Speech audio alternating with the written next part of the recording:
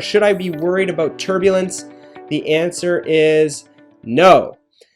People, especially patients with concussions, are always worried about the little bumps and things that they do. You know, I bumped my head on a counter, or I hit a speed bump and I think I got another concussion. That is not enough force that's required to cause a concussion injury.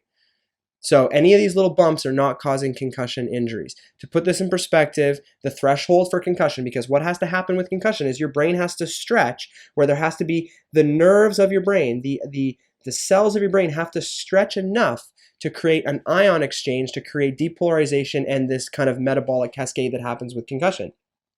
So you need a tremendous amount of force. 70 to 120 Gs has been identified in things like football to cause that concussion injury. So it's a lot of force, okay? To put this in perspective, typical turbulence ranges between 0.8 Gs to 1 G. 1 G is what you're experiencing right now. So 0.8 is where there's a drop in G-force, where you kind of feel a little bit lighter, like, ooh, the plane goes down a little bit and you feel kind of like you're floating for a split second. So typical turbulence ranges between 0.8 to 1 G. That's the same amount of G-force that you experience while riding an elevator. Okay, so very, very low. Even in severe turbulence, so like the most severe turbulence ranges between 0.4 Gs up to 1.6 Gs.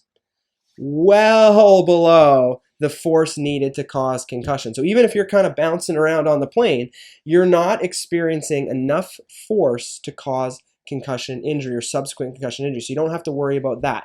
The only time you could theoretically get a concussion is if you swung and boom, smacked your head off something else, like you bang head with your neighbor, or you don't have your seatbelt on, you fly up and hit the overhead.